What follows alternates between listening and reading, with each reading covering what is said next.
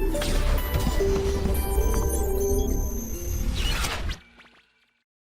Students, तो आज अपन नया चैप्टर शुरू करेंगे। कौन सा?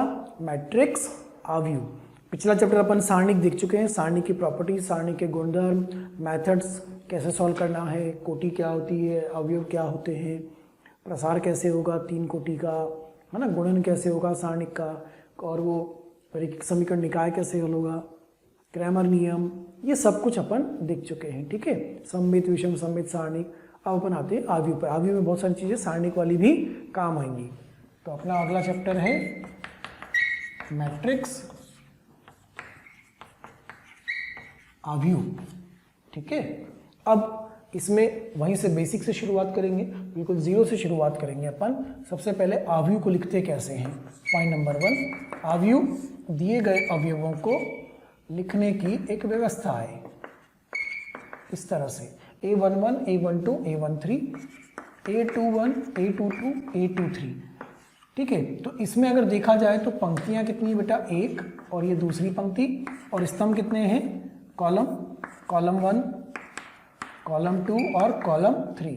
तो यहां से ये भी पता लग जाता है कि कोटि क्या होगी। आव्यूह की कोटि,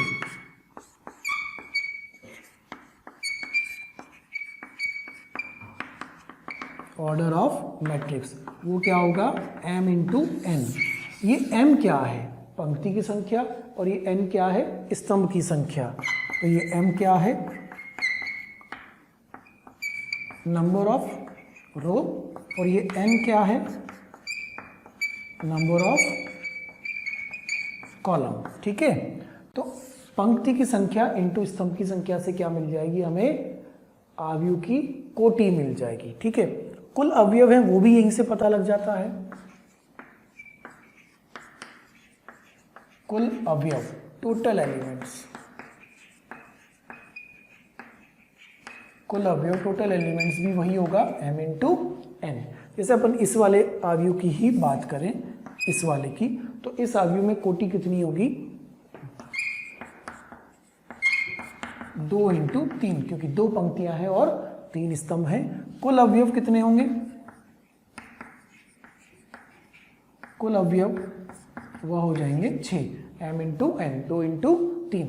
तो आव्यूह क्या है? एक तरह से दिए गए अवयवों को पंक्ति व स्तंभ के रूप में व्यवस्थित करने की एक व्यवस्था है, लिखने का एक तरीका है, जिसमें कितनी भी पंक्तियां वो कितने भी स्तंभ हो सकते हैं। जितनी पंक्तियां होंगी, जितने स्तंभ होंगे, उनका पूर्ण गुणनफल जो होगा वो कुल अवयवों की संख्या को बताएगा। और यदि आपको कोटि चाहिए तो वो कोटि क्या होगी? पंक्ति की संख्या इंटू स्तंभ की संख्या। मैंने क्या बोला? कितनी भी पंक्ति, कितने भी स्तंभ हो सकते हैं, कोई कंडीशन नहीं है। जैसे ये आव्यूह ए है, आव्यूह को A, B, C इस तरह से दर्शाओगे। जैसे इसमें हम लिख रहे हैं 2, 3, 4, 5, 6, 1। तो इसमें कितनी पंक्तियां हैं बेटा? 3 पंक्तियां हैं, और स्तंभ कितने हैं? 2। तो इस वाले में जो कोटि हो गई वो कोटि हो गई 3 इंटू 2। ऐसे ही इस एक और आव्यूह लें, 1, 2, 3, 4। इस आव्यूह में कितनी पंक्तियां? पहली पंक्ति, दूसरी पंक्ति, तीसरी पंक्ति, चौथी पंक्ति और स्तंभ 1। 4 इंटू 1। तो बेटा इसमें कोटि कितनी होगी? 4 इंटू 1। इसमें टोटल एलिमेंट्स, कुल अवयव 6। इसमें टोटल एलिमेंट्स, कुल अवयव कितने? 4। ये 2 चीजें तो आपको क्लियर हो गई। जब ये m और n बराबर हो जाता था तो सारणिक बन जाता था, और उस तरह का आव्यूह एक वर्ग आव्यूह कहलाएगा। ठीक है, पॉइंट नंबर 2, आव्यूह का कोई मान नहीं होता है। आव्यूह का कोई मान नहीं होता है, आव्यूह की कोई वैल्यू नहीं होती है। आव्यूह जब वर्ग आव्यूह बन जाता है तो उसका एक सारणिक बन जाता है, और उस सारणिक का मान होता है। अर्थात आव्यूह का तो कोई मान नहीं होता है। देखिए सवाल देखिएगा, क्वेश्चन नंबर 1, यदि एक आव्यूह में कुल 24 अवयव हैं तो उसकी संभावित कोटि होगी। आपसे पूछा जा रहा है कि यदि एक अवयव में कुल 24 अवयव हैं, टोटल एलिमेंट्स कितने हैं बेटा, 24 अवयव हैं, तो उसकी संभावित कोटि क्या होगी, मतलब वह कितने बाई कितने का अवयव बनेगा। अब जो कोटि होती है वह कोटि क्या होती है, यहाँ लिखते हैं अपन, किसी भी अवयव का ऑर्डर जो कोटि होती है वो होती है m इंटू n। ये m होता है पंक्ति की संख्या और ये n होता है स्तंभ की संख्या। इन दोनों का जो गुणनफल होता है वह कुल अवयव होता है, अर्थात जो कुल अवयव आपके पास आ रहा है वो 24 आ रहा है। तो ऐसी दो संख्याएं ज्ञात कर ले जिनका गुणनफल 24 आता हो, तो क्या वही कोटि हो सकती है। इसका मतलब ये हुआ कि हमें m इंटू n को किसके बराबर करना है, 24 के बराबर। अब 24 को आप क्या लिख सकते हो, 24 इंटू 1, 1 इंटू 24। चलेगा कि नहीं चलेगा, चलेगा बिल्कुल। फिर लिख सकते हो 12 इंटू 2, 2 इंटू 12, फिर 8 इंटू 3, 3 इंटू 8, 6 इंटू 4 और 4 इंटू 6। कुल कितने प्रकार के बन गए बेटा, 8 प्रकार के बन गए। 24 इंटू 1 मतलब 24 पंक्तियाँ, एक स्तंभ, एक पंक्ति 24 स्तंभ। फिर ये वाला 12 into 2, 2 into 12, 8 into 3, 3 into 8, 6 into 4, 4 into 6। तो कुल कितने प्रकार के अवयव बन सकते हैं, 8 प्रकार के अवयव बन सकते हैं। 8 प्रकार के मैट्रिक्स बन सकते हैं इस तरह से, ठीक है। एक और सवाल लेते हैं अपन। यदि एक अवयव में, मैट्रिक्स में कुल 32 अवयव हैं, तो अवयव की कोटि हो सकती है, क्या हो सकती है वो आपको बताना है, ठीक है। तो कुल अवयव m इंटू n कितना दिया है, 32, अर्थात 32 के गुणनखंड करो, और 32 के जितने गुणनखंड होंगे क्या उतने ही प्रकार के अवयव बन सकते होंगे, बिल्कुल। तो 32 के गुणनखंड क्या क्या हो सकते हैं, 32 इंटू 1, 1 इंटू 32, फिर इसको क्या लिखोगे आप, 16 इंटू 2, 2 इंटू 16, उसके बाद क्या लिखोगे, 8 इंटू 4, 4 इंटू 8। और कुछ हो सकता है क्या, और कुछ हो सकता है क्या, 32 into 1, 1 into 32, 16 into 2, 2 into 16, 8 into 4, 4 into 8। क्या किसी और तरीके से 32 आएगा, 4 के टेबल में, 8 के टेबल में, 16 में, 2 में और 32, इसी तरीके से 32 मिलेगा अपने को। तो कुल कितने प्रकार के मिलेंगे, 6 टाइप्स, 6 प्रकार के अवयव संभव हैं। 32 इंटू 1 वाला, 1 इंटू 32 वाला, 2 इंटू 16 वाला, 16 इंटू 2 वाला, 8 इंटू 4 वाला और 4 इंटू 8 वाला, ठीक है। एक और सवाल लिखते हैं। यदि एक अवयव की एक पंक्ति में कुल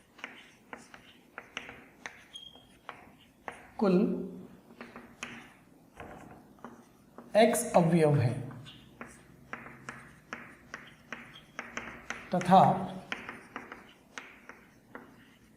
तथा एक स्तंभ में कुल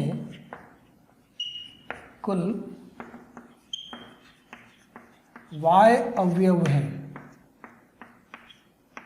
तो यदि एक अवयव की एक पंक्ति में कुल x अवयव हैं तथा एक स्तंभ में कुल y अवयव हैं, तो अवयव की कोटि होगी, उसकी कोटि क्या होगी। ऑप्शंस आपको दिए जा रहे हैं, x प्लस y,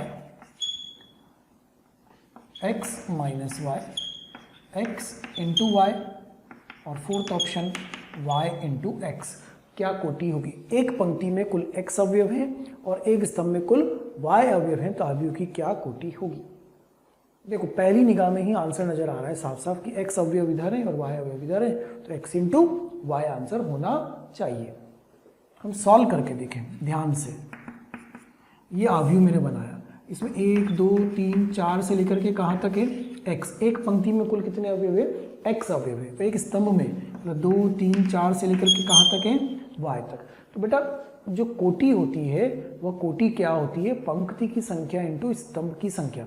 तो पंक्ति की संख्या इंटू स्तंभ की संख्या मतलब पंक्ति गिनो, ये पहली पंक्ति, ये दूसरी पंक्ति, ये तीसरी पंक्ति, ये चौथी पंक्ति, तो कुल पंक्तियां कितनी बनेंगी, y कहाँ तक जा रहा है, y तक, तो y पंक्तियां बनेंगी। और स्तंभ कितने बनेंगे, x, तो आंसर क्या होगा y इंटू एक्स। लेकिन नज़र क्या आता है एकदम से, x इंटू वाई, धोखा हो जाता है। तो ध्यान देना, पंक्ति में अवयवों की संख्या से, पंक्ति में अवयवों की संख्या से स्तंभ की संख्या मिलेगी, स्तंभ में अवयवों की संख्या से पंक्ति की संख्या मिलेगी। कंसेप्ट मिल गया अपने को यहाँ से एक, और वो कंसेप्ट क्या मिला, अपन उस कंसेप्ट को लिख भी लेते हैं। जल्दबाजी में आंसर नहीं लिखना है। क्या हमें पंक्ति में अवयव की संख्या और स्तंभ की अवयव की संख्या से कोटि मिल जाती है, नहीं। कोटि क्या होती है, पंक्ति की संख्या इंटू स्तंभ की संख्या, यह कोटि होती है ना। तो दो चीजें अपने को पता चली हैं, दोनों को अपने को ध्यान रखना है। पहली बात,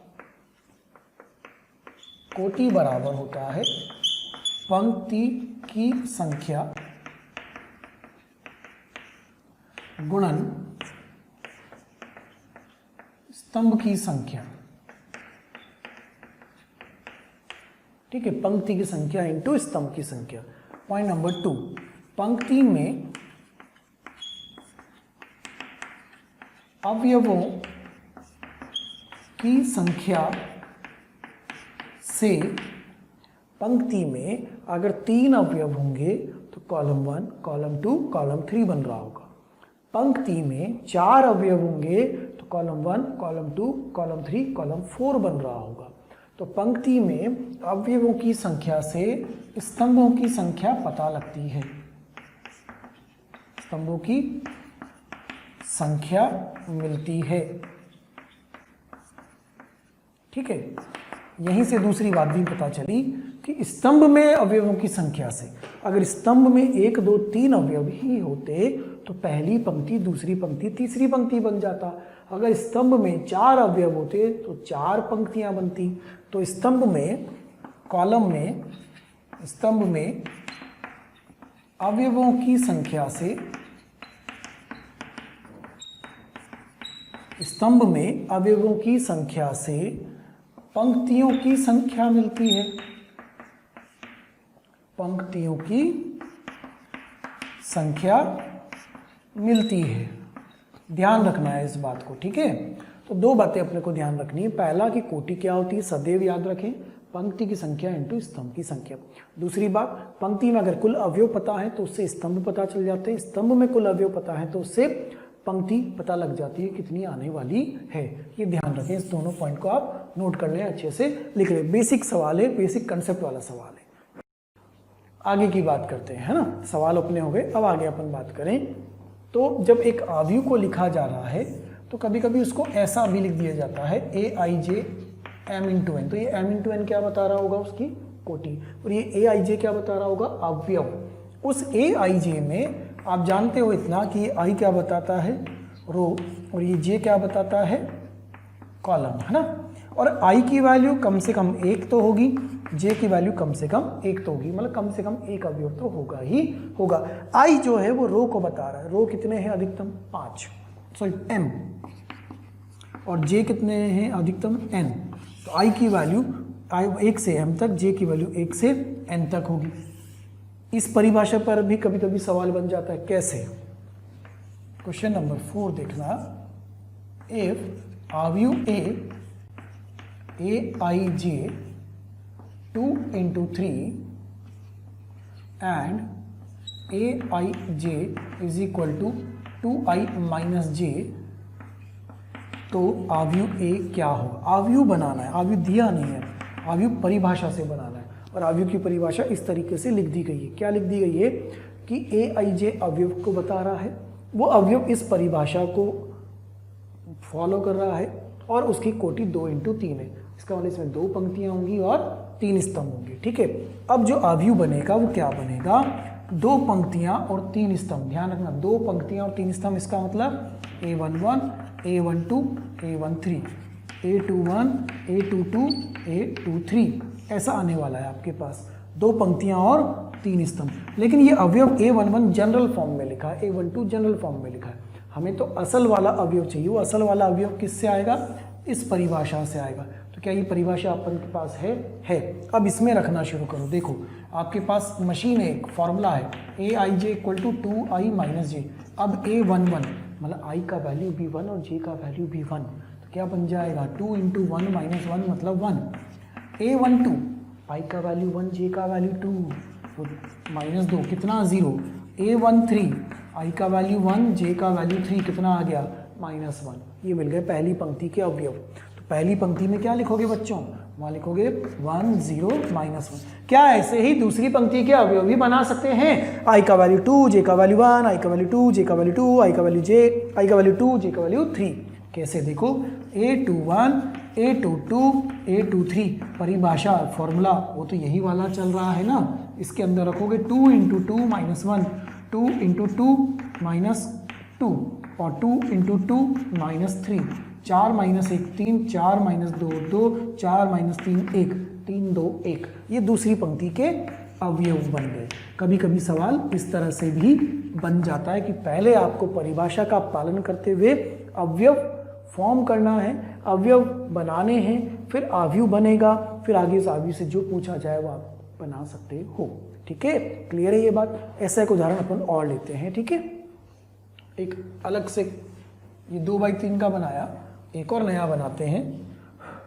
क्वेश्चन नंबर 5, आव्यूह A = 3,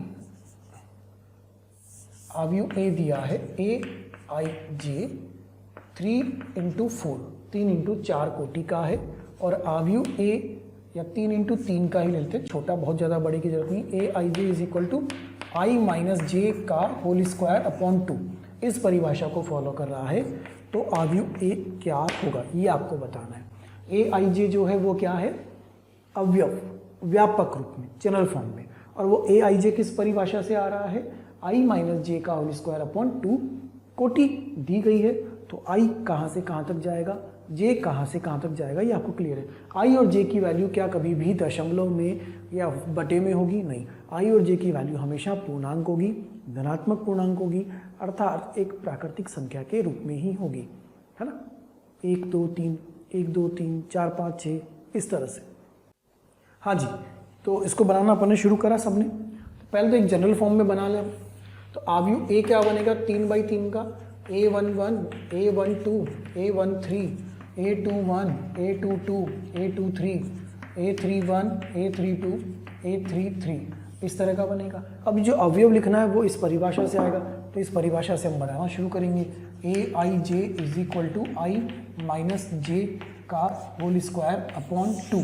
अब आप इसमें रखोगे A11 A12 A13 A21 A22 A23 A31 A32 A33, बस सब मिल जाएगा। A11 1 - 1 0, तो A22 भी 0 और A33 भी 0, विकर्ण में 0 आने वाला है इसका मतलब। मैं सबसे पहले आपको धन्यवाद देना चाहता हूँ, थैंक यू सबको, क्योंकि डेली हजारों स्टूडेंट्स हमारे वीडियो देख रहे हैं और अपना फ़ायदा उठा रहे हैं। आपसे रिक्वेस्ट है कि आप YouTube चैनल पे जाएं, डिस्क्रिप्शन बॉक्स में जाएं और लिंक पे जाकर के सब्सक्रिप्शन करें, ताकि आपको इसका और भी बेहतर तरीके से फ़ायदा मिले। दूसरी बात, यदि आप डाउट सॉल्विंग का भी फ़ायदा लेना चाहते हैं, स्टडी मटेरियल का भी फ़ायदा लेना चाहते हैं, तो उस लिंक पर जाकर के अपने प्रीमियम सब्सक्रिप्शन को सुनिश्चित कीजिए।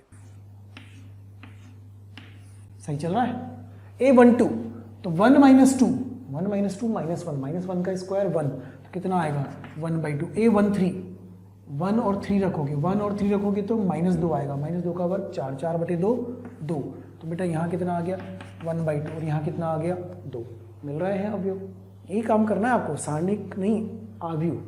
आव्यूह का सारणिक बन जाएगा, 3/3 का होगा तो 3/3 जैसा दिख रहा है तो सारणिक दिखता है ना कभी कभी। फिर A21 तो 2 और 1 रखोगे तो फिर से वही 1/2 1 बनेगा, और A23 2 और 3 रखोगे तो फिर से 1/2 ही बनेगा। तो इसमें यहाँ भी 1/2 और यहाँ भी 1/2 ही आएगा।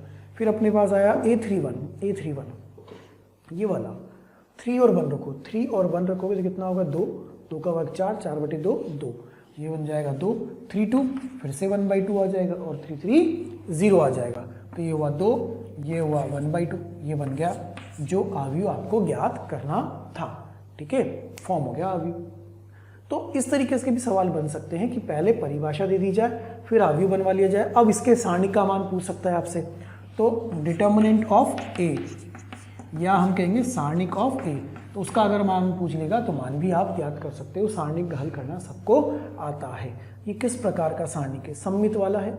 सममित सारणिक जानते हो ना, सममित वाला है। देखो विकर्ण ऊपर नीचे माइनस में प्रतिबिंब होते तो विषम सममित होता, तो डायरेक्टली आंसर क्या होता? 0। विषम सममित नहीं है, सममित है, एक सममित सारणिक है, मान इसका ज्ञात कर सकते हैं। ठीक है, नेक्स्ट देखते हैं बेटा अवयव के प्रकार, टाइप्स ऑफ मैट्रिसेस।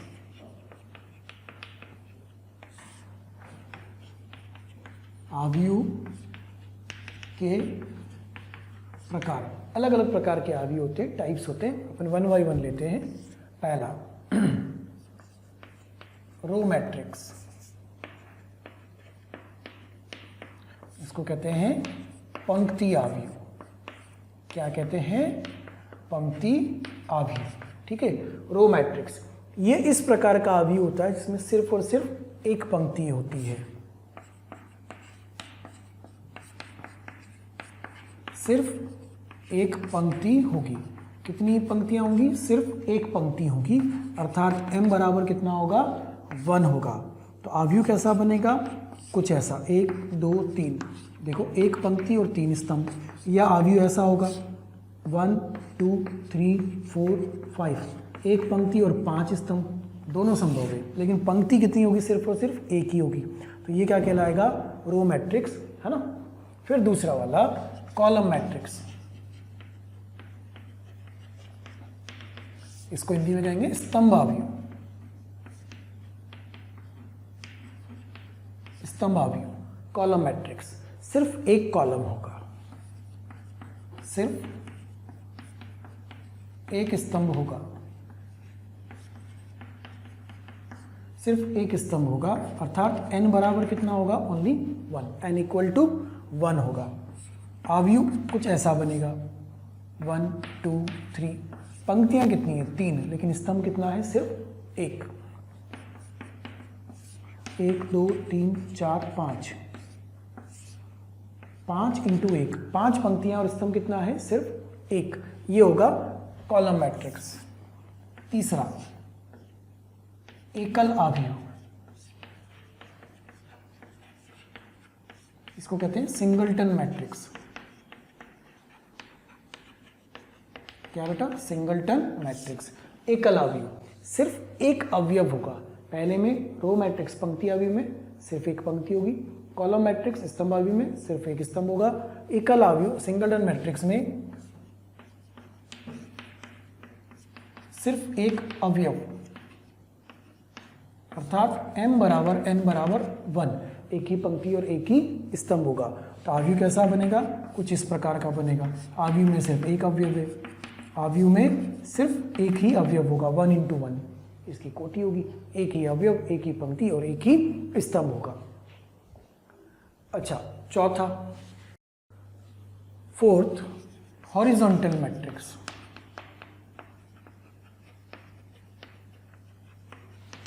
क्षैतिज अवयव,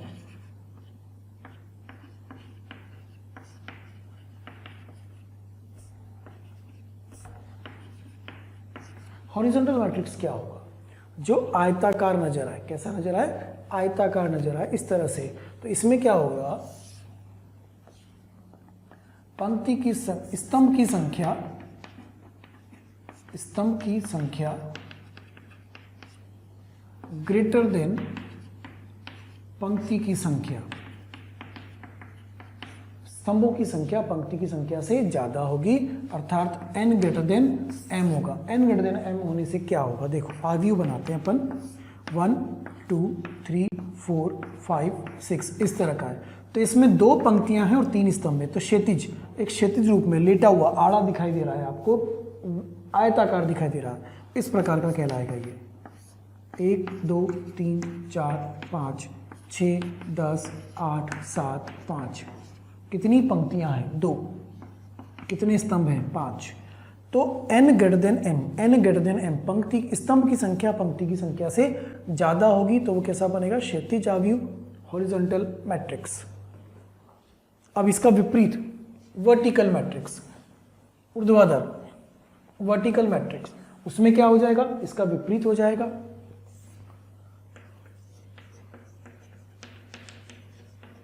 वर्टिकल मैट्रिक्स, ठीक है, ऊर्ध्वाधर मैट्रिक्स, है ना। तो वर्टिकल मैट्रिक्स में क्या होगा? कुछ ऐसा दिखाई देगा। आयत अब इस तरीके से ना दिखा के आयत खड़ा दिखाई देगा तो क्या होगा? m ग्रेटर देन n हो जाएगा, मतलब पंक्ति की संख्या ग्रेटर देन स्तंभ की संख्या।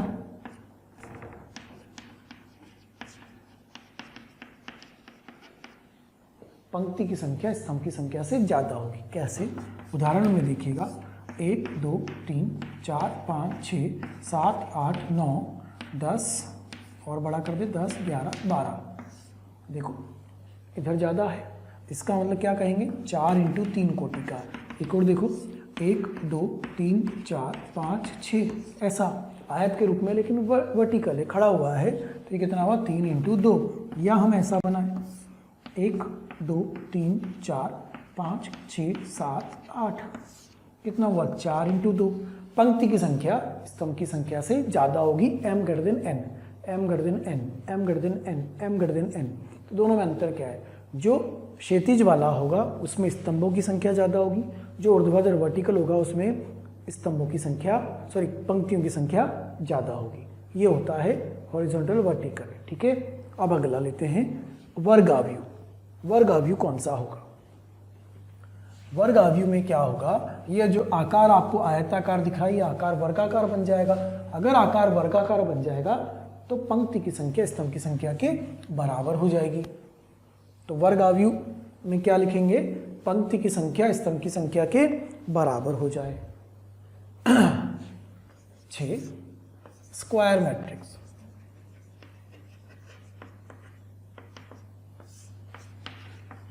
वर्ग आव्यूह,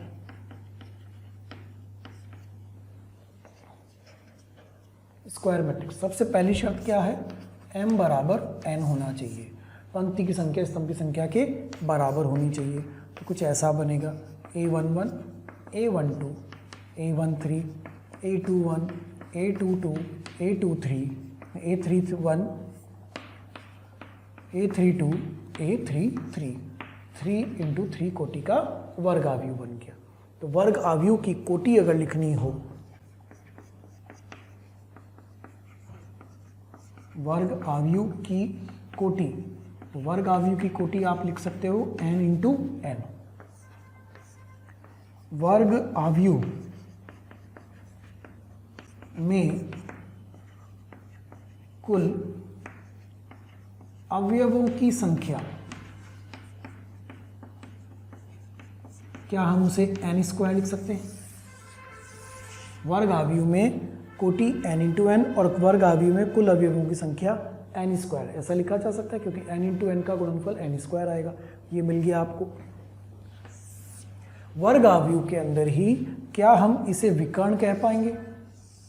ये जो होगा ये क्या होगा? विकर्ण। तो इसे आप क्या कहोगे? विकर्ण, डायगोनल। ये पहले भी बात हो चुकी है। डायगोनल वाले अवयव वो होते हैं जिनके लिए i बराबर क्या होता है? j होता है, ठीक है। तो अब इसी को थोड़ी सी व्यवस्था डिफरेंट वाली दिखते हैं। जो विकर्ण होता है ना, विकर्ण, उन विकर्ण वाले अवयवों के लिए i बराबर क्या होता है? j। i और j कैसे होते हैं? बराबर। विकर्ण के ऊपर वाले अवयवों के लिए i का मान j के मान से छोटा होता है। i का मान j के मान से छोटा होता है। विकर्ण के नीचे वाले अवयवों के लिए i का मान j के मान से बड़ा होता है। तो i कैसा होगा? Greater than j। ये याद रखना है कि यदि विकर्ण वाले अवयव हैं तो i बराबर j, विकर्ण के ऊपर वाले अवयव हैं i j से छोटा, विकर्ण के नीचे वाले अवयव हैं i j से बड़ा। अच्छा, कुल अवयव कितने मिले आपको? n square. तो उसमें से विकर्ण में कितने आएंगे? अगर 3/3 का है तो विकर्ण में 3 आते हैं, 4/4 का हो तो विकर्ण में 4 आएंगे, 2/2 का है तो विकर्ण में 2 आएंगे। तो यहाँ कितने आएंगे बच्चे, n आएंगे। कुल अवयव अपने पास कितने हैं, n स्क्वायर। n स्क्वायर में से कितने आ गए यहाँ पर n, बचे कितने, n square minus n। n square minus n का आधा ऊपर जाएगा n इंटू एन माइनस 1/2 और आधा नीचे आएगा n इंटू एन माइनस 1/2। कुल कोटि कितनी थी, n इंटू एन, इसलिए कुल अवयव कितने थे, n स्क्वायर। अर्थात इन सभी अवयवों का जब आप योग करोगे ना तो वो योग कितना मिलना चाहिए आपको, n स्क्वायर मिलना चाहिए। तो ऐसे कितने अवयव होते हैं जिनके लिए i बराबर j होता है, n। ऐसे कितने अवयव होते हैं जिनके लिए i बराबर j नहीं होता है, n स्क्वायर माइनस n, ऊपर नीचे वाले को जोड़ दो। ऐसे कितने अवयव होते हैं जिनके लिए i का मान j से बड़ा होता है, n इंटू एन माइनस 1/2। ऐसे कितने अवयव होते हैं जिनके लिए i का मान j से छोटा होता है, n इंटू एन माइनस 1/2। ठीक है। इसी में आगे एक चीज और, ट्रेस ऑफ स्क्वायर मैट्रिक्स, वर्ग आव्यूह का ट्रेस ऑफ स्क्वायर मैट्रिक्स, वर्ग आव्यूह का ट्रेस। तो ट्रेस ऑफ मैट्रिक्स कुछ ऐसे लिखा जाता है, ट्रेस ये क्या होता है, a11 plus a22 plus a33 and so on. मतलब क्या हुआ, विकर्ण के अवयवों का योग, विकर्ण के जो अवयवों का योग होगा वही क्या कहलाएगा, ट्रेस कहलाएगा। जैसे उदाहरण से अपन समझे बेटा, ये एक अवयव है 1 2 3 4 5 7 8 10 15, ठीक है। एक अवयव दिया हुआ है 3/3 का और आपसे पूछ रहे हैं कि ट्रेस ऑफ ए क्या होगा। तो ट्रेस ऑफ ए का मतलब हुआ विकर्ण वाले अवयवों का योगफल। तो इसमें क्या लिखेंगे, trace of A is equal to 1 + 5 + 15 अर्थात 21। ये इसका ट्रेस आ जाएगा।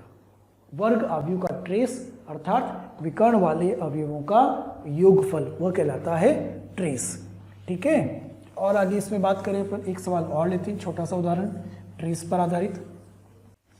अवयव दिया है फिर से आपको x y z 1 x - 1 5 2 3 और 4। If trace of a is equal to 0 तो x का मान क्या होगा। यदि इस अवयव वर्ग अवयव का ट्रेस 0 है तो x का मान क्या होगा। तो आपको करना क्या है, विकर्ण वाले अवयवों का योगफल x ट्रेस ऑफ a बराबर x + x - 1 + 4, इतना करना है बस। और इसको किसके बराबर कर देंगे, 0। तो x 2x + 3 = 0। x कितना आ गया, -3/2। तो x का मान -3/2 होगा तो इस वर्ग अवयव का ट्रेस कितना आएगा, 0 आएगा। x + x - 1 + 4, ये 2x + 3 = 0, ट्रेस 0 कर दिया अपन ने। क्लियर इतनी बात। और आगे इसमें बात करें वर्ग अवयव की। यदि वर्ग अवयव में विकर्ण के ऊपर वाले अवयव देखते हैं तो i का मान j से छोटा होता है और विकर्ण के नीचे वाले अवयव देखते हैं तो i का मान j से बड़ा होता है। तो ये जो ऊपर नीचे वाले अवयव होते हैं ना, ये कहलाते हैं संयुग्मी अवयव। देखो फिर से मैं लिखता हूँ a11 a21 a23 a31 a32 a33। तो ये विकर्ण वाले अवयव हैं ना। इसके ऊपर नीचे वाले अवयव क्या कहलाते हैं, संयुग्मी अवयव। विकर्ण के ऊपर नीचे वाले अवयव क्या कहलाएंगे, संयुग्मी अवयव। aij एंड aj संयुग्मी क्या कहलाएंगे, संयुग्मी अवयव, कॉन्जुगेट एलिमेंट्स।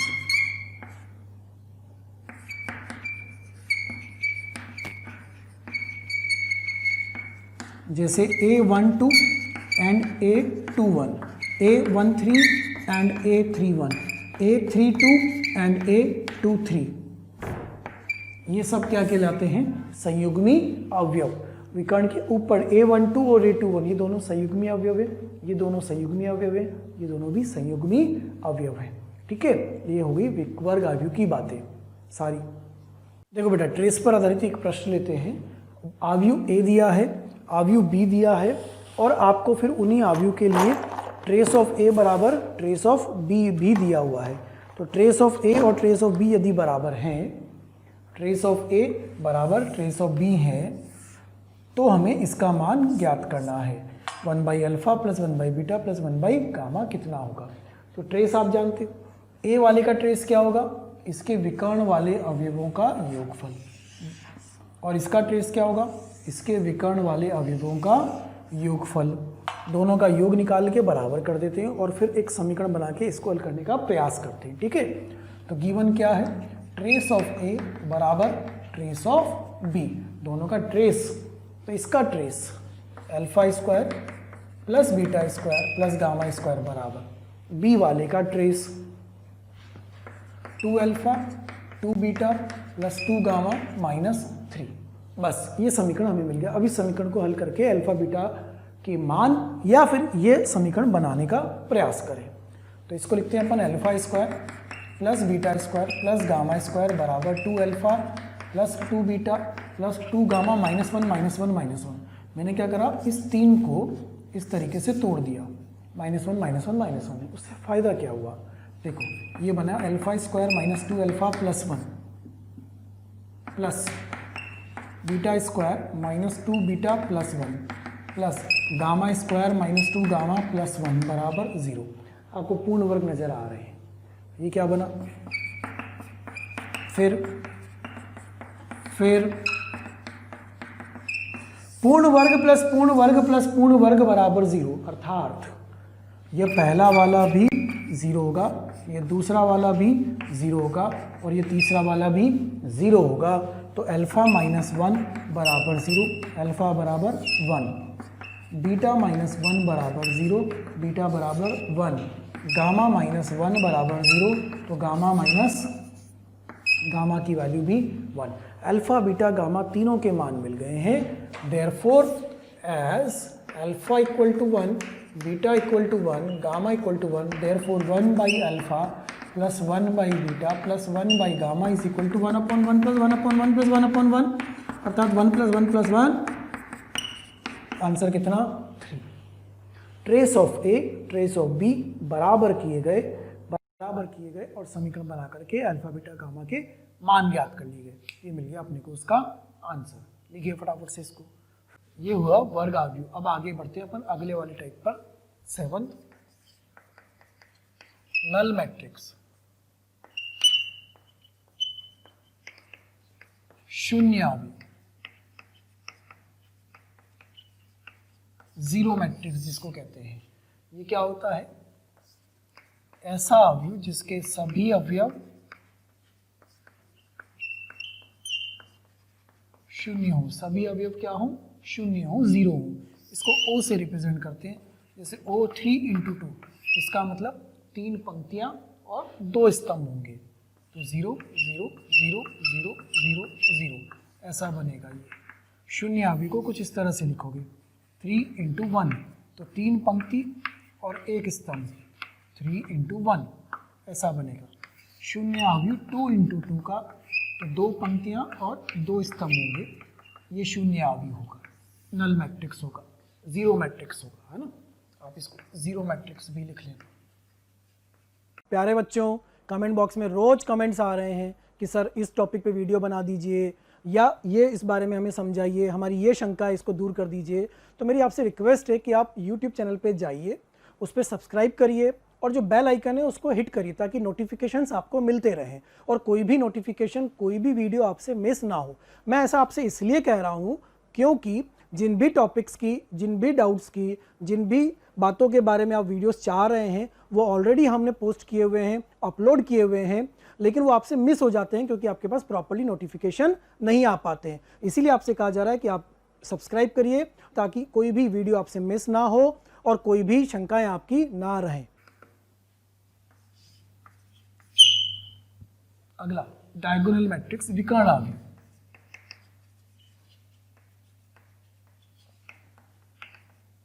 डायगोनल मैट्रिक्स, विकर्ण आव्यूह।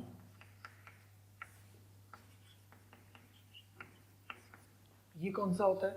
विकर्ण के अलावा सभी अवयव शून्य हो। विकर्ण के अलावा सभी अवयव शून्य हो। विकर्ण को छोड़ के सब क्या हो? जीरो हो। तो क्या लिखेंगे इसको? आव्यूह ए कुछ ऐसा बनेगा, ए 0 0 0, बी 0 0 0, सी। विकर्ण के अलावा सभी कैसे हैं? शून्य है। इसको कभी कभी ऐसा भी लिख दिया जाता है, diagonal A comma B comma C. Diagonal A comma B comma C. Diagonal लिखने का मतलब डायगोनल में, विकर्ण में अवयव है, बाकी सब जगह जीरो है। एक और उदाहरण देखो, कुछ ऐसा लिखा हुआ है 2 3 2 0 0 0 4 0 0 0 3, इस तरह से। तो क्या ये विकर्ण अवयव है? कैसे पता करेंगे? विकर्ण के अलावा सभी अवयव क्या होने चाहिए? शून्य होने चाहिए। और इसको ऐसा भी लिख सकते हो, डायगोनल 2 4 3। अब ये किसी के दिमाग में आ रहा होगा, कह रहे सर आप तो बार बार 3x3 का ही बना रहे हो। अरे विकर्ण शब्द आ गया, विकर्ण शब्द आ गया, इसका मतलब वर्ग अवयव होना जरूरी है। ऐसा वर्ग अवयव जिसके विकर्ण के अलावा सभी स्थानों पर अवयव कैसा हो? शून्य।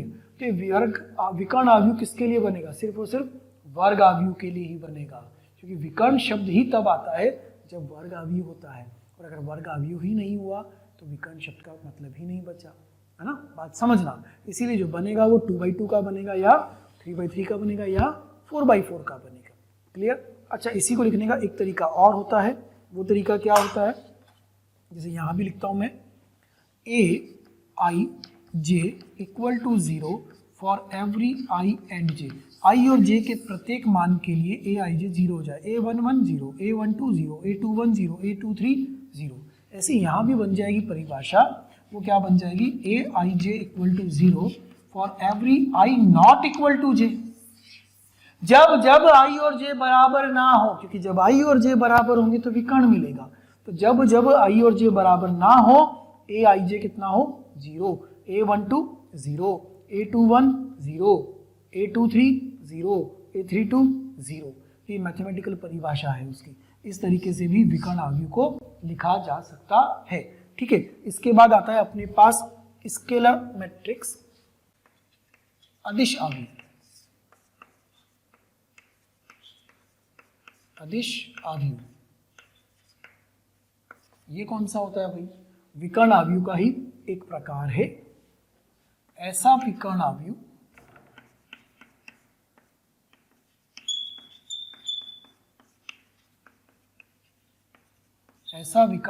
अब मैंने बोला विकर्ण अवयव, इसका मतलब ये तो पक्का हो गया कि ये वाले अवयव के अलावा सभी जगह 0 0 0 तो आएगा। ऐसा विकर्ण अवयव जिसके विकर्ण के सभी अवयव समान हो। विकर्ण के सभी अवयव समान हो, जैसे k 0 0 0 k 0 0 0 k का मान क्या नहीं होना चाहिए? बस 0, क्योंकि k 0 हो गया तो शून्य अवयव बन जाएगा। सब समान होने चाहिए। जैसे अवयव लिखा अपन ने 2 0 0 2 0 0 2, ये क्या बन गया? अदिश अवयव। स्केलर मैट्रिक्स अदिश अवयव, विकर्ण के सभी अवयव क्या हो? समान हो। अच्छा, इसकी भी परिभाषा ऐसी लिखी जा सकती है? बिल्कुल लिखी जा सकती है। क्या लिखी जा सकती है इसके लिए? ai j is equal to 0 for every i is equal to i not equal to j and ai is equal to k not equal to 0। ai j 0 हो जाए जब i और j बराबर ना हो। इसका मतलब विकर्ण के अन्यथा स्थान पर 0 0 मिले। ai का मतलब i और j बराबर कर दिए गए हैं, तो वहां पर k आ जाए, लेकिन ध्यान रहे कि k का मान शून्य न हो, क्योंकि k का मान शून्य हो जाएगा तो वो एक शून्य अवयव बन जाएगा। तो ये हुआ शून्य अवयव, ये हुआ विकर्ण अवयव, और ये हुआ अदिश अवयव। इस अदिश अवयव में विकर्ण अवयव का ही एक प्रकार है जिसके अंदर कि जो सभी अवयव हैं वह सबके सब समान होने चाहिए विकर्ण वाले। विकर्ण के अलावा तो 0 मिलेगा ही मिलेगा, क्योंकि विकर्ण अवयव शब्द यूज कर लिया गया है, विकर्ण अवयव शब्द यूज कर लिया गया है, इसका मतलब ऐसा तो बनेगा, लेकिन ये ए बी सी आपस में क्या होंगे, बराबर, अशून्य होते हुए बराबर होने चाहिए। ठीक है, अगला देखिएगा, आइडेंटिटी मैट्रिक्स, कभी कभी इसको यूनिट मैट्रिक्स भी कहते हैं।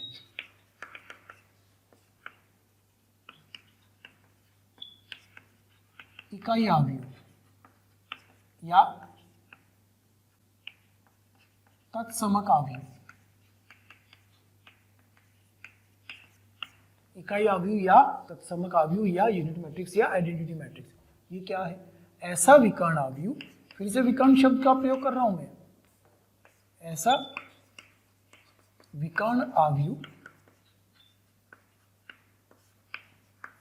जिसके विकर्ण में प्रत्येक अवयव इकाई हो, प्रत्येक अवयव क्या हो, इकाई हो, ऐसा विकर्ण अवयव जिसके विकर्ण में प्रत्येक अवयव इकाई हो, मतलब 1 हो, तो विकर्ण अवयव तो होगा ही होगा। इसको लिखते हैं आई से, जैसे आई 2/2 का लिखा तो हम इसको लिखेंगे 1 0 0 1, विकर्ण में 1 1, बाकी जगह 0। आई 3 लिख रहे हैं, 3 × 3 की जरूरत नहीं, आई 3 मतलब 1 0 0 0 1 0 0 0 1, ऐसा बनेगा ये।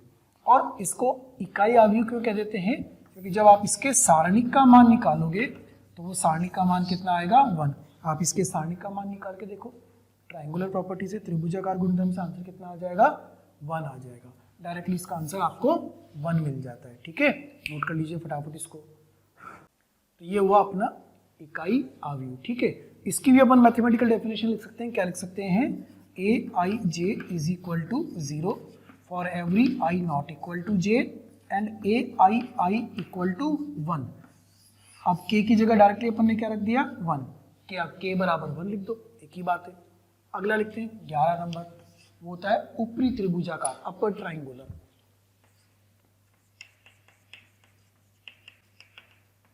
अपर ट्राइंगुलर मैट्रिक्स, और ऐसा ही एक होता है लोअर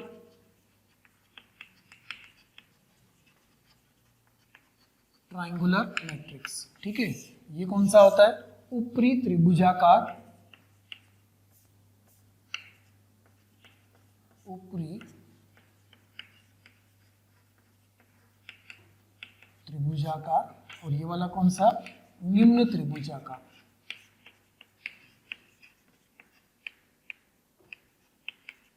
नाम के विपरीत चलेंगे, कैसे चलेंगे, नाम के विपरीत। ऊपरी त्रिभुजाकार है तो विकर्ण के नीचे के सभी अवयव 0 होंगे, निम्न त्रिभुजाकार है तो विकर्ण के ऊपर के सभी अवयव 0 होंगे। इसमें अपन क्या लिखेंगे, विकर्ण के नीचे की ओर स्थित सभी अवयव 0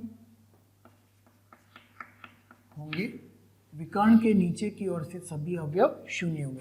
निम्न त्रिभुजाकार में उल्टा हो जाएगा, विकर्ण के ऊपर की ओर स्थित सभी अवयव 0 होंगे, विकर्ण के ऊपर की ओर स्थित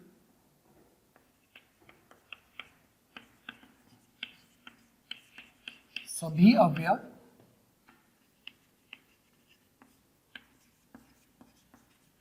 0 होंगे। ठीक है, अब बना लेते हैं, छोटा सा उदाहरण लिया मैंने, 2 3 0 4, विकर्ण के नीचे की ओर स्थित सभी अवयव 0, 1 2 3 0 0 A B 0 C, विकर्ण के नीचे की ओर स्थित सभी अवयव 0, विकर्ण के नीचे वाले सारे 0 ऊपरी त्रिभुजाकार में। ऐसा ही यहाँ बनेगा, तो क्या बनेगा, 2 4 0 5, विकर्ण के ऊपर के सभी अवयव 0 होने चाहिए, क्योंकि नाम निम्न त्रिभुजाकार है। 1 2 3 0 0 5 4 0 6 कुछ ऐसा है। तो विकर्ण के ऊपर की ओर स्थित सभी अवयव शून्य है। तो याद रखने का तरीका क्या हुआ कि यदि निम्न त्रिभुजाकार है तो नाम के विपरीत विकर्ण के ऊपर सारे जीरो कर दो, और विकर्ण के नीचे अगर सारे जीरो है तो नाम क्या बन जाएगा, ऊपरी त्रिभुजाकार। ये हुआ त्रिभुजाकार अवयव। अब इसकी भी अपन डेफिनेशन लिख लेते हैं, ऐसी गणितीय वाली मैथमेटिकल डेफिनेशन। मैथमेटिकल फॉर्म में इसको अपन क्या लिखेंगे, इस ऊपरी त्रिभुजाकार को आप क्या लिखोगे, इस ऊपरी त्रिभुजाकार को आप लिखोगे aij is equal to 0 for every i greater than j। आप याद करो अभी थोड़ी देर पहले विकर्ण के नीचे i का मान j से बड़ा आया था, तो ऐसे ही इसके लिए क्या लिखोगे, aij is equal to 0 for every i less than j। विकर्ण के ऊपर i का मान j से छोटा होता है, विकर्ण के नीचे i का मान j से बड़ा होता है। बाकी सब कुछ भी बने कोई फर्क नहीं पड़ता है, ऊपर वाले या नीचे वाले जीरो होने चाहिए। यदि ऊपर भी जीरो मिला नीचे भी जीरो मिला तो क्या बन जाएगा, विकर्ण अवयव बन जाएगा। ठीक है। अच्छा, एक वर्ग अवयव को, एक छोटी सी बात लिखें यहां पर, एक वर्ग अवयव को त्रिभुजाकार अवयव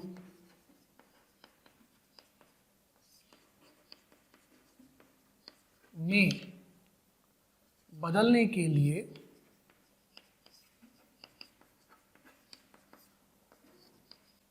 कम से कम कितने शून्यों की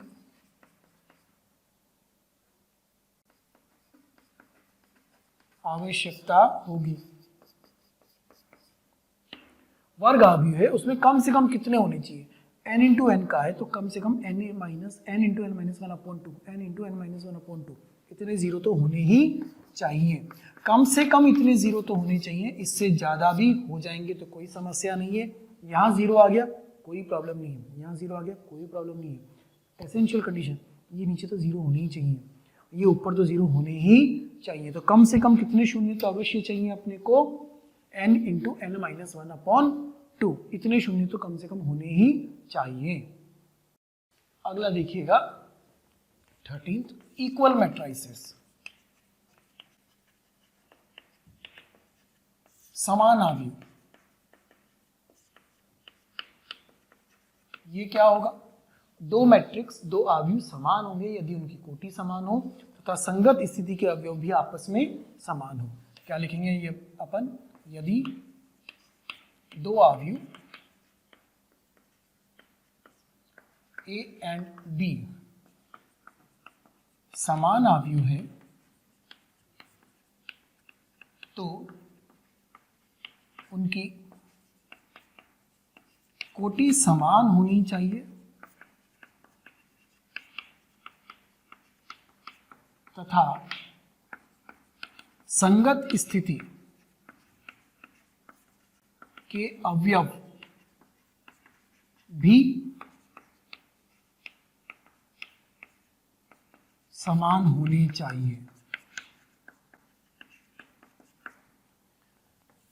कैसे, कोटि समान होनी चाहिए। पहली बात तो अवयव A 2 3 4 5 6 7, 2 इंटू 3 का है।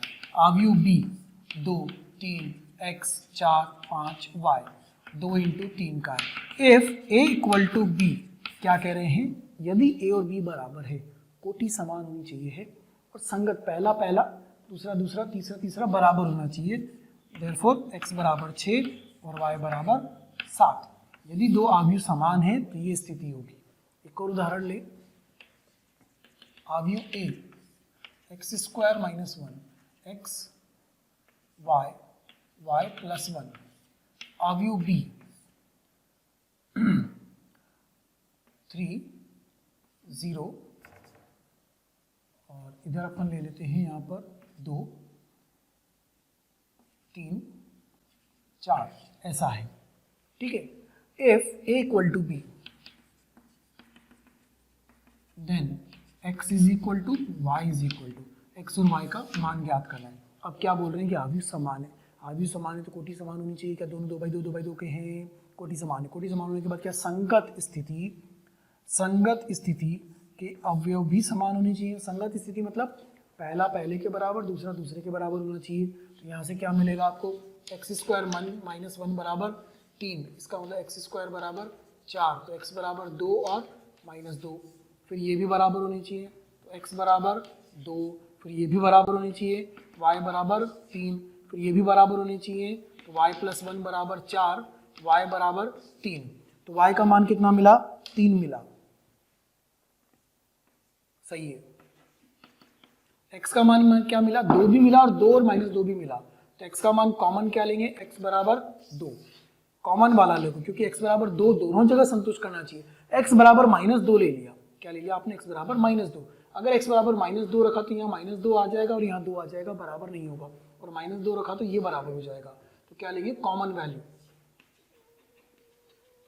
x की कौन सी वैल्यू लेंगे, कॉमन वैल्यू लेंगे, ये ध्यान रखना है, ठीक है। एक उदाहरण और बताते हैं आपको समान वाले पर ही।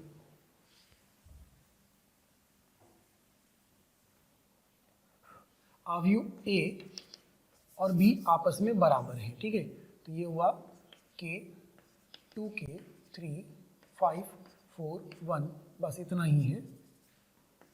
इज इक्वल टू, इधर भी है अपने पास 8 3 और k 4 1, ऐसा है। यदि दोनों अवयव बराबर हैं तो क्या करना है आपको, पोजीशन बराबर करनी है।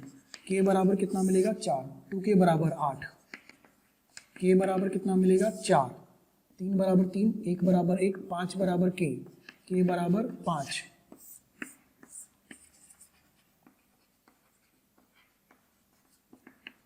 यदि आप हमारे वीडियोस को देख रहे हैं और आपको वो पसंद आ रहे हैं तो मेरी आपसे रिक्वेस्ट है कि आप उनको लाइक करें, सब्सक्राइब करें, शेयर करें, ताकि वो और भी ज़रूरतमंद विद्यार्थियों तक पहुंच सके और उसका लाभ वो उठा सकें।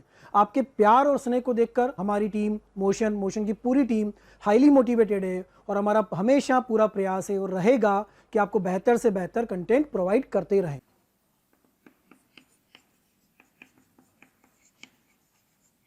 क्या लिखा मैंने, आपको दिखाई दिया, k की वैल्यू मिल रही थी, k की वैल्यू 4 पहले से भी आई, दूसरे से भी आई, लेकिन इस जगह से k की वैल्यू कितनी आ गई 5, तो कॉमन नहीं मिला, कॉमन नहीं मिला, इसका मतलब k का कोई हल नहीं है, कॉमन आएगा तो ही हल आएगा, अन्यथा हल नहीं आएगा, ये ध्यान रखना है, ठीक है। तो समान अवयव होने के लिए कोटि भी समान होनी चाहिए और संगत स्थिति के अवयव भी आपस में बराबर होने चाहिए। पहली पोजीशन से, दूसरी पोजीशन से, तीसरी पोजीशन से, A21 से बराबर होगा, A22 से बराबर होगा, A23 से बराबर होगा। अगर बराबर कर रहे हैं और कुछ अज्ञात मिल रहे हैं तो वो भी तभी मान्य होंगे जब वो हर स्थिति को संतुष्ट करते हों, अर्थात वह जब कॉमन सॉल्यूशन देते हों, ठीक है। लिखिए इसको भी। अगला देखते हैं बेटा, singular and non singular matrix.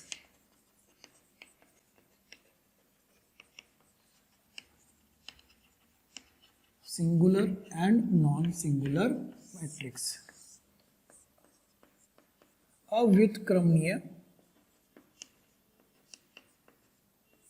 तथा व्युत्क्रमणीय।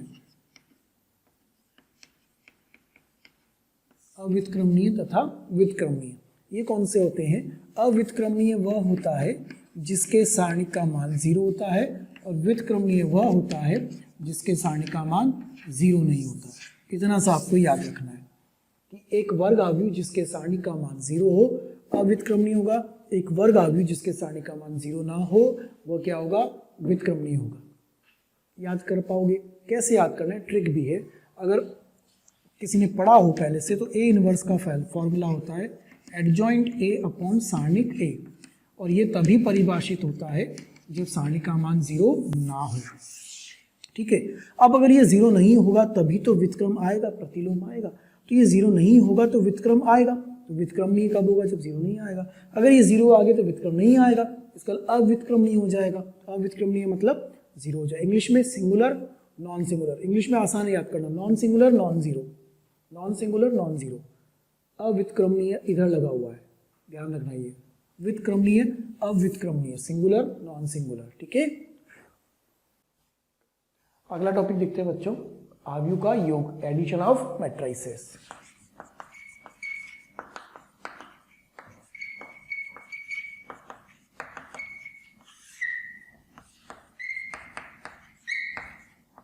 आव्यूह का योग।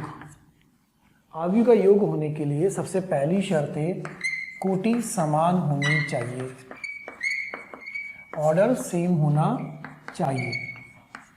अगर ऑर्डर डिफरेंट होगा, कोटि अलग अलग होगी, तो हम दो आव्यूह का योग नहीं कर पाएंगे। दूसरी बात, आव्यूह का कोई मान नहीं होता है, तो जब आव्यूह जुड़ेंगे तो संगत स्थिति के अवयव आपस में जुड़ेंगे। संगत स्थिति के अवयव आपस में जुड़ेंगे।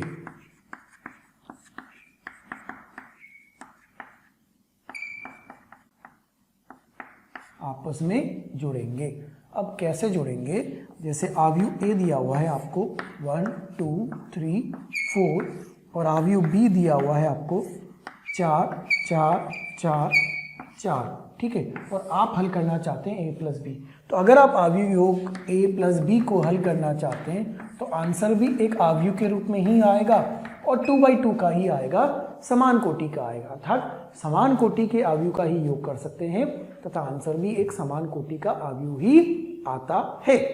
अब वो योग कैसे आएगा? संगत स्थिति के अवयव आपस में जुड़ेंगे, मतलब पहला पहला जुड़ेगा, दूसरा दूसरा जुड़ेगा, तो जब आंसर आएगा a प्लस बी का वो आएगा 1 + 4 2 + 4 3 + 4 4 + 4। इस प्रकार से ये बन जाएगा 5 6 7 8। सब में हमने 4 4 4 जोड़ दिया, ये a प्लस बी बन गया। जैसे a प्लस बी बनता है वैसे ही a माइनस बी भी बनता है। तो कुछ बातें ध्यान रखने योग्य कि a प्लस बी किया जाए या b प्लस a किया जाए, कोई अंतर नहीं आने वाला है। दूसरी बात, a माइनस बी जो होगा वो b माइनस a के बराबर कभी नहीं होगा। अगर आप a माइनस बी कर रहे हो तो minus of b minus a के बराबर होगा। आव्यूह का योग आव्यूह के रूप में ही आंसर देगा। अगर आप इसके अंदर किसी शून्य आव्यूह को जोड़ोगे तो आंसर वापस a आएगा। अगर आप आव्यूह में शून्य आव्यूह जोड़ोगे तो वापस a ही आएगा। अगर आप आव्यूह में उसका माइनस वाला जोड़ रहे हो तो आंसर एक शून्य आव्यूह आएगा। जीरो नहीं बोलते उसको, क्या बोलेंगे? शून्य आव्यूह। मैंने उसमें क्या जोड़ा है? माइनस a जोड़ दिया है। असल में जो a माइनस बी होता है वो भी तो a plus minus of b होता है। तो ये चीज़ें ध्यान रखने वाली बातें हैं कुछ, ठीक है। अच्छा, जैसे आप आव्यूह का योग कर रहे हो वैसे घटा भी सकते हो, तो ये चीज़ें उसमें घटाने में भी चलेंगी। नेक्स्ट देखिएगा, आव्यूह का अदिश गुणन। आव्यूह का अदिश गुणन, कोई अदिश राशि आव्यूह में कैसे गुणा होगी? जैसे आव्यूह a दिया हुआ है आपको a b c d e f x y z, ठीक है। तो अगर कोई आव्यूह के अंदर अदिश राशि k गुणा करेंगे तो वो k इस तरह से बाहर गुणा होगा a b c d e f x y z, और ये k कहाँ चला जाएगा? अंदर चला जाएगा। सारणिक में याद है क्या ऐसा क्या होता था? कुछ सारणिक में जो ये अदिश राशि होती थी वो अंदर जाती थी, परंतु किसी एक पंक्ति या एक स्तंभ के पास जाती थी। यहाँ पर कहाँ जा रही होगी? सभी पंक्तियों, सभी स्तंभों, मतलब अर्थात सभी अवयवों के पास जा रही होगी। तो ये k अंदर चला जाएगा तो बेटा क्या हो जाएगा? k a k b k c k d k e k f k x k y k z, कुछ इस तरह का बन जाएगा। तो किसी अदिश राशि को अगर आप गुणा कर रहे हैं तो सभी अवयवों के पास पहुंच जाएगी। एक उदाहरण और दिखेगा। आव्यूह a दिया हुआ है आपको 2 4 6 8 10 4 5 6 2। हम इसमें से 2 कॉमन लेना चाहते हैं, तो किसी एक पंक्ति में से या किसी स्तंभ में से नहीं आएगा, सब में से एक साथ आएगा। वो सारणिक में था कि किसी एक पंक्ति या एक स्तंभ में से आता था कॉमन। यहाँ 2 कॉमन निकाला मैंने, तो यहाँ बचेगा बेटा 1 2 3 4 5 2 5/2 5/2 3 1, क्योंकि सभी अवयवों में से मजबूरी सब में से ही कॉमन लेना पड़ेगा। यह है आव्यूह के अंदर अदिश गुणन, ठीक है। अच्छा, एक बात पे और ध्यान देते हैं। यहाँ पर मान लीजिए आव्यूह a दिया हुआ है a b c x y z p q r, और कोई अदिश राशि हमने इसमें गुणा कर दी। तो हमने k गुणा करा इधर भी, तो k गुणा करा इधर भी, a b c x y z p q r, ठीक है। ये k अंदर चला जाएगा, चलो इसको अंदर भेज देते हैं। ये बन जाएगा k a k b k के सी, के एक्स, के वाई, के जेड, के पी, के क्यू, के आर। ठीक है, अब अगर हम ध्यान से देखें तो ये किस प्रकार का अवयव है, ये वर्ग अवयव है। अगर ये वर्ग अवयव है तो क्या इसका सारणिक बन सकता है, बन सकता है। तो हम इसका सारणिक ले लेते हैं, डिटर्मिनेंट ले लेते हैं दोनों तरफ। तो इधर भी आ जाएगा सारणिक के ए, के बी, के सी, के एक्स, के वाई, के जेड, के पी, के क्यू, के आर, इस तरह से आ जाएगा।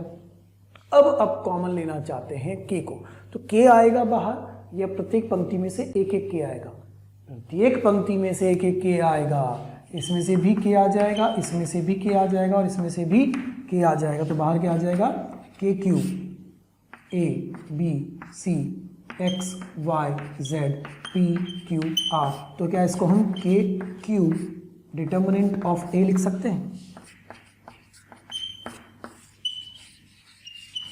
देखो कुछ रिजल्ट बना आपके पास, के ए इज इक्वल टू के क्यूब डिटर्मिनेंट ऑफ ए। के क्यूब 3 कोटि का था इसलिए के क्यूब, अगर 2 कोटि का होता तो के स्क्वायर। अर्थात एक रिजल्ट क्या मिला आपको कि के इंटू ए का सारणिक लेने पर के की पावर n सारणिक ए में बदलेगा वो, जहाँ पर ये n क्या है, कोटि, जो भी आपको आव्यूह या सारणिक दिया जाएगा उसकी कोटि, उतने टाइम्स के बाहर आ जाएगा। 4/4 का होगा तो के की पावर 4, 2/2 का होगा तो के स्क्वायर बाहर कॉमन मिल जाएगा। ठीक है, देखो बेटा जो पढ़ा अपन ने, जो समझा उस पर अपन सवाल लेते हैं। ठीक है, अब उस पर क्वेश्चन लेते हैं। पहली रिक्वेस्ट तो मेरी आपसे ये है कि आप क्वेश्चन देखेंगे, लिखेंगे और खुद से प्रयास करेंगे। वीडियो को पॉज करें और 2 मिनट का समय छोटे छोटे सवाल है खुद से उनको दें। क्वेश्चन नंबर 1 2 3 4 4 सवाल 2 मिनट, वीडियो पॉज करके पहले खुद से प्रयास करो, उसके बाद फिर सॉल्यूशन को देखना है। ठीक है, ये आपकी जिम्मेदारी है कि खुद से इसको प्रयास करना है। अब कैसे होगा वो मैं आपको बता दूंगा उसके बाद। ठीक है, 1 बाय 1 अपन सबके सॉल्यूशन ले लेते हैं। जैसे पहला सवाल है, पहला सवाल क्या कह रहा है कि इन तीनों अवयव को जोड़ दिया जाए। अगर तीनों अवयव को जोड़ना है तो क्या कोटि समान होनी चाहिए जी। 2/2 2/2 2/2 कोटि सबकी समान है। तो संगत स्थिति के अवयव जोड़ेंगे तो sine square plus cos square plus 0 आएगा पहले में, sign square theta plus cos square theta plus 0। फिर ये होगा 1 + 0 - 1, 1 + 0 - 1, इस प्रकार से। इसमें आएगा cot square theta minus cosec square theta और प्लस 1, और इधर आएगा बेटा 0 + 1 + 0। ठीक है, अब sine square plus cos square की वैल्यू कितनी होती है, 1। ये हो गया 1, वो कितना हुआ 1 और 1 हो के 0। Cot square theta minus cosec square theta, cosec square minus cot square 1 होता है, तो cot square minus cosec square हुआ -1 और +1 मिलके 0 बना और ये हुआ 1। तो असल में ये आंसर कितना आया, I2। एक 2/2 का अवयव आपको आंसर मिल रहा है पहले प्रश्न का, 1001। अच्छा, सेकंड वाले को हल करते हैं। सेकंड वाला अदिश गुणन पर आधारित है, योग भी करना है और अदिश गुणन भी करना है। तो पहले जो अदिश राशि बाहर लिखी है वो अंदर जाएगी, अंदर वो किसी एक के पास नहीं सबके पास जाएगी, अवयव चल रहा है मैट्रिक्स में, ये साइन सबके पास जाके गुणा होगा।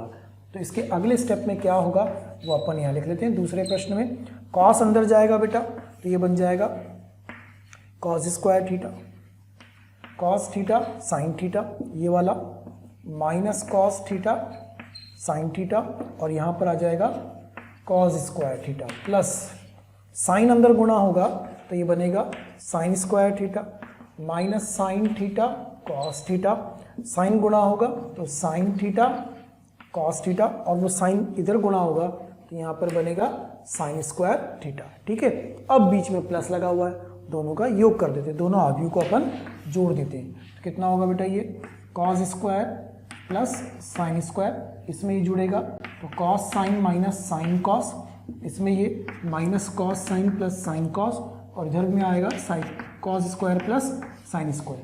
Cos square plus sine square की वैल्यू 1, माइनस और प्लस कट, तो आंसर 1001। अरे ये भी एक इकाई अवयव आ गया 2/2 का, ये क्वेश्चन नंबर 2 का आंसर बन गया। समझ रहे हो क्या करना है, अदिश गुणन भी किया है और अवयव का योग भी किया है। सिंपल क्वेश्चन है, सिर्फ कंसेप्ट समझाने के लिए, प्रैक्टिस के लिए अपन लिखा है। अच्छा, तीसरा सवाल देखते हैं, तीसरा क्या कह रहा है। तीसरे सवाल में दो समीकरण है। समीकरण में ये ए और बी कोई संख्या नहीं है, ये ए और बी आव्यूह है। आव्यूह ए प्लस बी का योग एक आव्यूह दिया हुआ है, आव्यूह ए माइनस बी का अंतर एक और आव्यूह दिया हुआ है। तो जैसे आप बचपन में समीकरण हल करते आए हो, x प्लस वाई बराबर x माइनस वाई बराबर जोड़ के फिर x का मान y का मान निकाल लेते हो, ऐसे इन दोनों समीकरण को हल करके क्या हम x और y का मान नहीं निकाल सकते, मतलब a और b का मान नहीं निकाल सकते हैं। तो वही अपन काम यहाँ पे कर लेते हैं। पहले इनको हटाते हैं अपन। क्वेश्चन नंबर 1 और 2 को ये कंप्लीट हो चुके हैं अपने। आपने भी प्रयास करे होंगे, आप चेक करो आपका आंसर सही आया या नहीं आया। और तीसरा सवाल भी आप चेक करो आपका आंसर सही बैठा कि नहीं बैठा, ए और बी के रूप में। नहीं आ पाया है तो कोई बात नहीं है, आप यहाँ पे देखिए कैसे सॉल्व किया जा रहा है इसको, है ना। ए प्लस बी और ए माइनस बी, तो ये समीकरण नंबर 1 है और ये समीकरण नंबर 2 है। हम क्या करें, समीकरण 1 और समीकरण 2 दोनों को जोड़ेंगे। तो ये बनेगा a प्लस बी बराबर 7025, a माइनस बी बराबर 3003। हम दोनों को जोड़ रहे हैं बच्चों, तो ये तो कट गया, ये हो गया 2a बराबर आव्यूह प्लस आव्यूह। सही चल रहा है ना, जोड़ दिया दोनों को। तो यहाँ पर होगा 70253003, अर्थात अगले स्टेप में ये अपने को मिल रहा है यहाँ पर 2a बराबर दोनों आव्यूह का योग। दोनों आव्यूह का योग कितना आ रहा है, 7 और 3 10, 0 2 8। अब a चाहिए कि 2a चाहिए, a, इसको डिवाइड में लाना पड़ेगा। तो ये a इज इक्वल टू 1/2, ऐसा लिखोगे। सही चल रहा है। अब ये 2 अंदर जाएगा, इसका 2 का भाग दिया जाएगा, तो a बन जाएगा कितना, 5 0 1 4। देखो मैच करो, क्या आपके पास a यही आया था, हाँ सही है। अब ये a का मान किसी एक समीकरण में रख दो, या तो पहले में या दूसरे में, आपको b मिल जाएगा। हल कर लेते हैं इसको भी बेटा। Put a in equation number 1, पहले समीकरण में रख देते हैं। तो a यहाँ रखेंगे 5 0 1 4 plus b is equal to 7 0 2 5। तो b आ जाएगा आपके पास 7 0 2 5 माइनस 5 0 1 4। तो ये b बन जाएगा आपके पास 7 माइनस 5 2, 0 माइनस 0 0, 2 माइनस 1 0, 5 1। ये आपका b का आंसर बन गया। आव्यूह a और आव्यूह b मिल गए। तो ध्यान रखें कि हम समीकरण किसके चला रहे हैं, आव्यूह के चला रहे हैं। आव्यूह से आव्यूह जुड़ेगा, आव्यूह में आंसर आएगा। आव्यूह में से आव्यूह घटेगा, आव्यूह आंसर आएगा। दो आव्यूह के समीकरण आपस में हल करेंगे, संख्यात्मक रूप में आंसर नहीं आएगा, आव्यूह के रूप में आंसर आएगा। ये सारा योग और घटाने का कार्यक्रम तभी चलेगा जब सबकी कोटि कैसी होगी, समान होगी। ठीक है, ये 3 सवाल अपने हो गए। चौथा भी आप प्रयास कर चुके होंगे और अभी तक चौथे का आंसर निकाल चुके होंगे। क्या जो सी आएगा वो भी एक आव्यूह के रूप में ही आएगा? वो कैसे आएगा? आप पहले 2a हल करोगे, फिर 3c हल करोगे। c तो है नहीं, तो इसको ऐसे ही रहने देंगे। अपन कैसे हल करेंगे लिख लेते हैं। पहले इसको हटाते हैं, अपन जगह करें अपने पास थोड़ी सी, और फिर अपन चौथे सवाल को भी हल करके देखते हैं कि किस प्रकार से उसका आंसर बनेगा। देखिए चौथे प्रश्न में क्या दिया हुआ है। पहले तो समीकरण को लिखे अपन। समीकरण है 2a plus 3c equal to 5b। ठीक है, अब किसकी वैल्यू चाहिए आपको यहाँ से, c की। तो हम 3c को लिखते हैं 5b माइनस 2a, और c को लिखेंगे 1/3 5b माइनस 2a। मतलब b वाले आव्यूह में 5 गुना करके 5b बना लें, उसमें से a का 2 गुना घटा दें, जो आंसर आए आव्यूह के रूप में उसमें प्रत्येक अवयव में 3 का भाग दे दें।